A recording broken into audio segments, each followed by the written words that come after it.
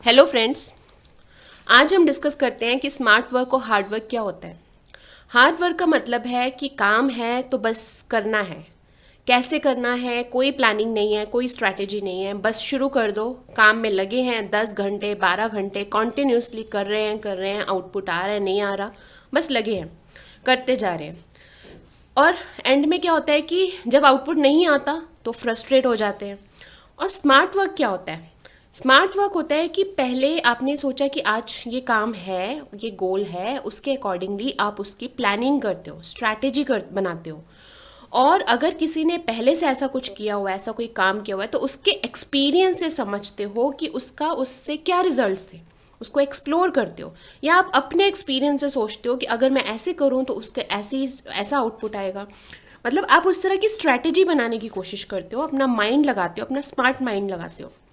और अगर उससे रिजल्ट नहीं आते तो उससे लर्निंग लेके कुछ डिफरेंट सोचते हो, कुछ डिफरेंट प्लान करते हो। तो सीधा सा है, हार्ड वर्क का मतलब है कि गधे की तरह काम करते रहो, आउटपुट आ रहा है या नहीं आ रहा। और स्मार्ट वर्क का मतलब है प्लानिंग और स्ट्रैटेजी के साथ काम करो और आउटपुट डेफिनेटली आएगा उससे। हार्ड वर्क और स्मार्ट वर्क एक तरह से चेन की ना दो साइड्स हैं, जैसे दोनों साइमल्टेनियसली काम करते हैं। हार्ड वर्क हम करते हैं मतलब पूरे डिवोशन से, बहुत ही मेहनत से, डेडिकेशन से लगे हुए हैं। और स्मार्ट वर्क जो होता है उसके लिए राइट अप्रोच सोचते हैं और फिर हार्ड वर्क से काम करते हैं, जिसे हम कहते हैं स्मार्ट हार्ड वर्क। और वो डेफिनेटली जब आप स्मार्ट हार्ड वर्क करते हो ना तो आपको डेफिनेटली रिजल्ट्स मिलते हैं। अब क्या होता है, जैसे जो बच्चे होते हैं जो कहते हैं कि भैया उन्होंने कैट के एग्ज़ाम्स क्लियर कर लिए, कम्पिटिटिव एग्ज़ाम्स क्लियर कर लिए, सारा सारा दिन पढ़ाई करते थे, 12 12 14 14 घंटे पढ़ाई करते थे, तभी हो गया। टाइम टेबल बनाते हैं, बिना ब्रेक के कॉन्टिन्यूसली पढ़ाई कर रहे हैं, मूड है नहीं है, बस लगे हैं बस। और ज़बरदस्ती लगे हुए हैं, सब्जेक्ट को खोल के बैठे हुए हैं, चाहे समझ आ रहा है नहीं आ रहा। ऐसा टाइम ना कभी प्रोडक्टिव नहीं होता।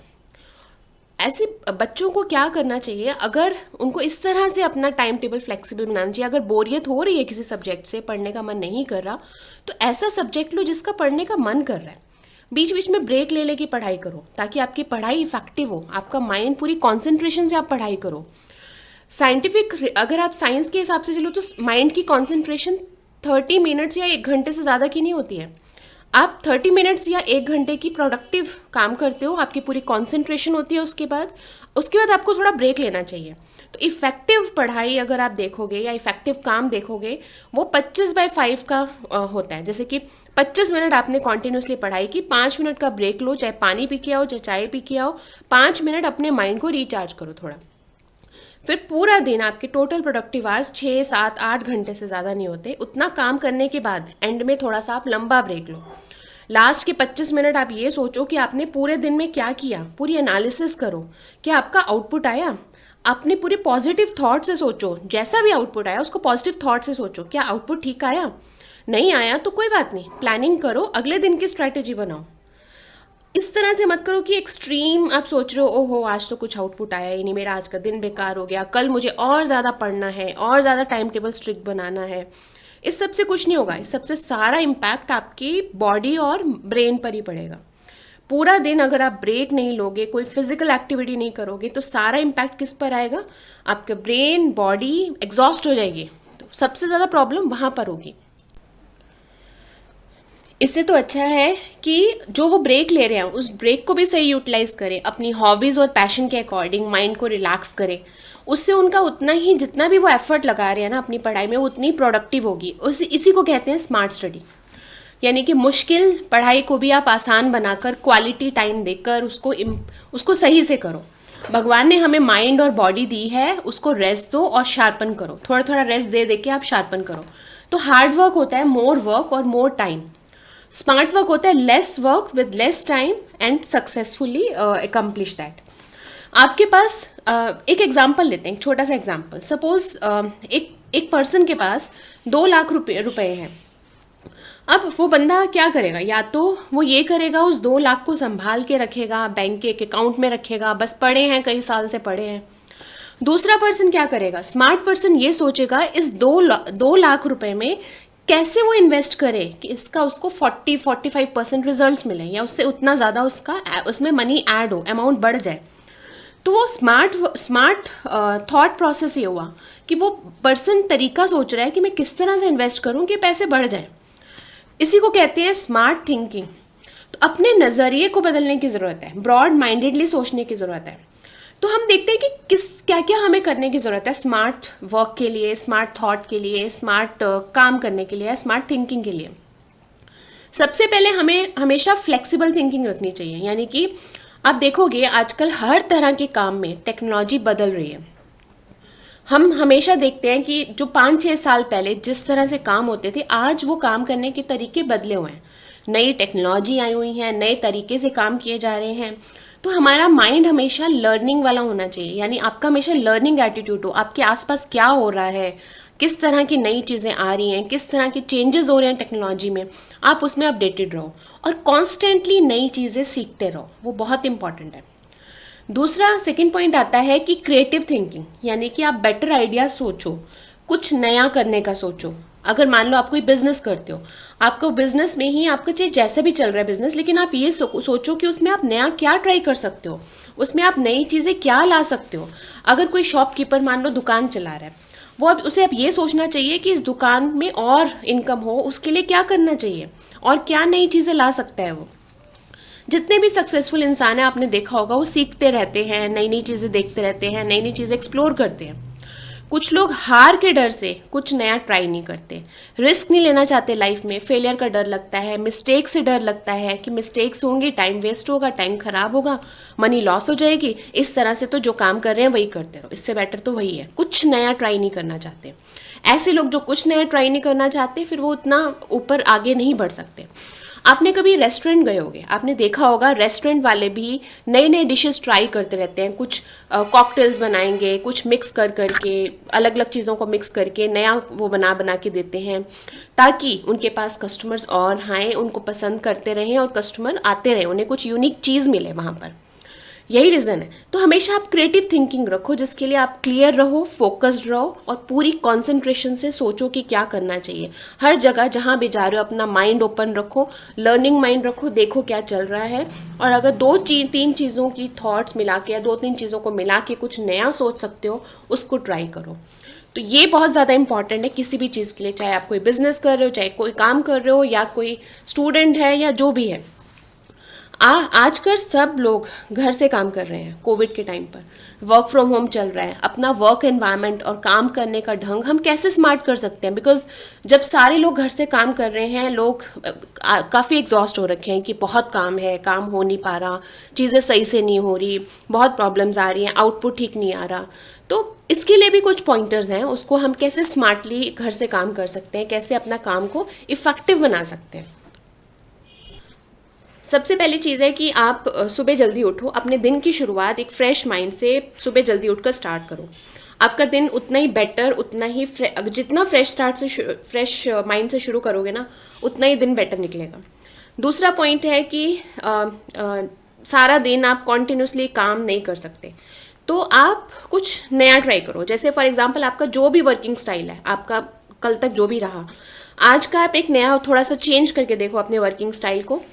आप अपना 25/5 का वही टाइम रखो। जैसे कि 25 मिनट आपने काम किया, 5 मिनट उठ के आप पानी पीने गए या चाय पीने गए, ऐसे करके आप अपनी 4 साइकिल्स बनाओ। उसके बाद एक लंबा ब्रेक लो।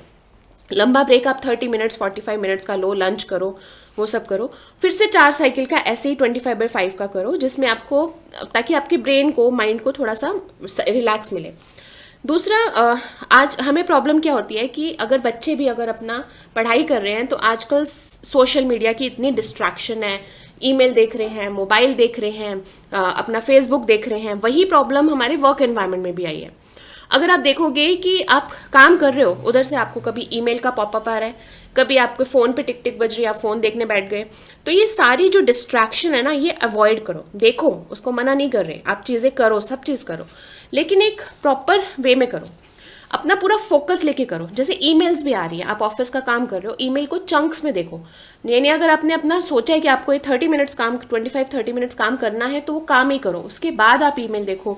ईमेल के भी चंक्स टाइमिंग रखो कि आपने दिन में 4 बार ईमेल देखनी है, 5 बार देखनी है, जो भी आपकी ऑफिस का जिस भी तरह से काम आता है, उस तरह से प्लान करो।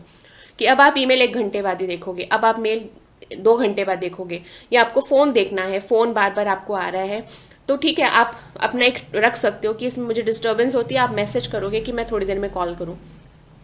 मतलब आप अपनी डिस्ट्रैक्शंस को अवॉइड करो। और अगर आपको कोई फेसबुक वगैरह देखना है, उसका भी आप एक टाइम रखो कि मुझे इतनी बार ही दिन में फेसबुक देखना है या शाम को देखना है, इस तरह से। मतलब आपका पूरा फोकस्ड माइंड होना चाहिए। आप जितना भी काम करो, जितना फोकस्ड माइंड होगा काम में, उतना ही प्रोडक्टिव होगा वो। लेकिन अगर हम लोग क्या करते हैं कि हम उधर से काम कर रहे हैं, उधर से फ़ोन उठा के बैठे हैं, तो उसका इतना फ़ायदा नहीं होता। वो काम उतना ही स्लो होगा, उतना ही टाइम लगेगा। सही से अपनी स्लीप लो, सही से खाना खाओ। अगर आपने स्लीप सही से नहीं ली, आपका वैसे ही आपका माइंड उतना फोकस्ड रहेगा ही नहीं। यानी ओवरऑल अगर आप देखोगे तो आप जितना काम कर रहे हो फोकस्ड माइंड से करो। फोर्थ पॉइंट है कि डे को सही से प्लान करो। मतलब कि आप जो जो काम आ रहा है, जो जो आपको करना है, पॉइंट्स नोट करते जाओ एक अलग से।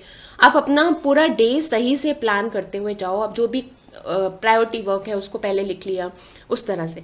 मतलब आपका सही प्लानिंग, सही पॉइंट्स नोट डाउन होने चाहिए, कोई काम रह ना जाए। मतलब आप तभी सही आउटपुट दे पाओगे कि कोई काम रह ना जाए। तो हमेशा ये बेटर है कि आप अपने नोट्स बनाते रहो। Fifth and most important point is task management. Task की प्रायोरिटी बनाओ, उसका इम्पैक्ट देखो, रिक्वायरमेंट के हिसाब से देखो कौन सा टास्क पहले करना है। कई बार हमारा माइंडसेट ये होता है, जो काम हमें डर लग रहा होता है, ये काम सबसे मुश्किल है, मुझसे नहीं होगा, मैं एंड ऑफ द डे ही देखना है मुझे। जब आप ये सोचते हो, वो एंड ऑफ द डे कभी आता ही नहीं है, वो रह जाता है एंड में। आपने उसको, जबकि वो हाई प्रायोरिटी काम था, आपने अपने माइंड के हिसाब से, अपनी थॉट के हिसाब से उसको लो प्रायोरिटी करके एंड ऑफ द डे में डाल दिया। एंड ऑफ द डे में आपका डेफिनेटली वो रह ही जाएगा। तो आपकी जो भी प्रायोरिटी काम है, बेस्ड ऑन इम्पैक्ट, रिक्वायरमेंट, चाहे उसमें कितना भी मुश्किल है, आपको पहले करो उसको। आप ये मत करो कि उसको बाद में करना है। उससे क्या होगा, आपकी परफॉर्मेंस पे इश्यूज आएंगे, आपके ऑफिस में दूसरी प्रॉब्लम्स हो जाएंगी। अगर 6 पॉइंट है, अगर आपकी बहुत मीटिंग्स हो रही हैं, उन मीटिंग्स को प्लान करो, एजेंडा देखो। लगता है अगर ज़रूरत नहीं है उसको, ठीक है, आप उसको मना करो। अगर आपको डेलीगेट करनी है, डेलीगेट करो इफेक्टिवली। नेक्स्ट डे को मूव करनी है, नेक्स्ट डे को करो। लेकिन आपकी हर चीज़ प्लान्ड होनी चाहिए कि अगर बहुत ज़्यादा दिन की मीटिंग है, काम नहीं कर पाओगे, उन मीटिंग को कल कर सकते हो तो ठीक है, नेक्स्ट डे करो। नेक्स्ट पॉइंट आता है 7th पॉइंट की हमेशा बैचिंग में काम करो। यानी कि आप हर चीज़ को बैच में रखो ताकि आपका फोकस रहे। हमने पहले भी कवर किया था। यानी कि अगर आपको कोई भी चीज़ करनी है, सपोज आपको कोई अपनी मेल्स चेक करनी है या अपने टास्क की प्रायोरिटी सेट करनी है, उसको चंक्स में करना है, तो उस तरह के बैचेस बना लो अपने काम के हिसाब से, अपने शेड्यूल के हिसाब से, जिस तरह का आप काम करते हो। 8 पॉइंट है, आपका डेलीगेशन इफेक्टिव होना चाहिए। अगर आप एक सीनियर लेवल पे हो तो आप सारा काम खुद तो नहीं करोगे, आपको अपना डेलीगेशन करना होगा, वर्कलोड आगे देना होगा, ताकि जितना आप काम अपने सर पे रखोगे उतना ही ज़्यादा मिस्टेक्स होने के चांसेस होते हैं। जब आप काम सही से डेलीगेट करते हो उतना ही इफेक्टिवली होता है और टाइम पे काम होता है और सही तरह से भी होगा। 9th पॉइंट आता है कि आप एनर्जाइजिंग ब्रेक्स लो। यानी कि आपने अगर ब्रेक लिया और उस ब्रेक में आपका मन कर रहा है किसी से बात करने का, आप ब्रेक में ठीक है बात करो, अपना माइंड रिफ्रेश करो। आपका मान लो अपने ब्रेक लिया, आपका मन है 2 मिनट बाहर टहल कर आना है, आप टहल आओ। उसमें भी आपको आप अगर अपना फ्री माइंड से अगर आप जा सकते हो, आपको अच्छा लग रहा है, आप वो करो। मतलब आपने ब्रेक को ऐसे करो कि आपको अच्छा लग रहा है, आपका माइंड एक तरह से रिफ्रेश हो रहा है, उसमें आप उस ब्रेक से एनर्जी मिल रही है, आप वो करो। नेक्स्ट पॉइंट आता है कि आप अपनी एक चेकलिस्ट बनाओ पूरे दिन का। आप साथ के साथ चेकलिस्ट बनाओ, ये काम हो गया, ये काम हो गया, ये काम हो गया।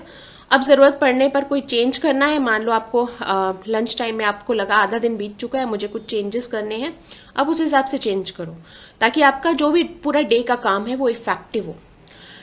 अनदर पॉइंट इज़ कि आप हॉलीडेज़ लेते रहो। ये नहीं कि आप 6 महीने से बिना हॉलीडे के काम करे जा रहे हो। अपनी हॉलीडे लो, बाहर घूमने भी जाओ, फैमिली के साथ जाओ, जो आपको अच्छा लगता है फ्रेंड्स के साथ वो करो।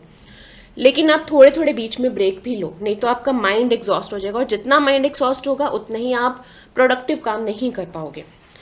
दूसरा वो है कि आप अपने जो भी काम है उसको जैसे कि पूरी प्लानिंग, पूरी इफ़ेक्टिवनेस, शाम को भी आपको क्या करना है वो करो। और शाम को एंड ऑफ द डे में एक एनालिसिस करो कि आपने जितना भी पूरे दिन में काम किया उसका आउटपुट क्या रहा। कल मुझे अपने काम के करने के तरीके में इस तरह का बदलाव लाना है। अगले दिन सुबह फिर से 5 मिनट सोचो कि मुझे अपने काम करने के तरीके में क्या बदलाव लाना है। इसको कहते हैं स्मार्ट वर्क करना, स्मार्ट थिंकिंग लाना, स्मार्ट वे में काम करना। जितने भी बड़े लोग हैं, क्या वो सारा काम खुद करते हैं? नहीं, वो अपना काम डेलीगेट करते हैं, इफेक्टिव डेलीगेशन करते हैं। तो अपने काम, ये मतलब नहीं है कि आप ज़्यादा से ज़्यादा काम करो, आप स्मार्ट काम करो, हार्ड वर्क करो जितना काम कर रहे हो, लेकिन स्मार्टली करो। चाहे आपको कम टाइम लगे या आप बहुत कम काम कर रहे हो, टोटल एफर्ट कम लग रहा है, लेकिन आपने काम स्मार्ट किया और आपका आउटपुट आना चाहिए। तो अगर हम ओवरऑल देखें, पूरी एनालिसिस करें, तो hard work plus smart work plus great attitude, आप लर्निंग एटीट्यूड और हर चीज़ को ग्रास्प करना, क्या चल रहा है उस सब से अगर आप क्रिएटिव माइंड से देखोगे, तो overall hard work plus smart work plus great attitude becomes big blessings for you, and that gives better results. So overall theory is believe in yourself, work hard, work smart and passionately. Present your best self to the world. You will be definitely successful in the world. तो overall if you see success mantra है कि आप अपना goal set करो, अपना M रखो, continuously knowledge acquire करो और hard work in smart way करो, which is called smart work. तो 3 मेजर पॉइंट्स हैं, goal setting, continuously knowledge acquire करो और hard work in smart way. So overall ये 3 पॉइंट्स जो हैं ये सक्सेस मंत्रा हैं। एंड अपनी क्रिएटिविटी को एक्टिवेट करते रहो। सो आपका डेफिनेटली आप स्मार्ट वर्क कर सकते हो with less effort and with great results. Thank you so much for watching this video.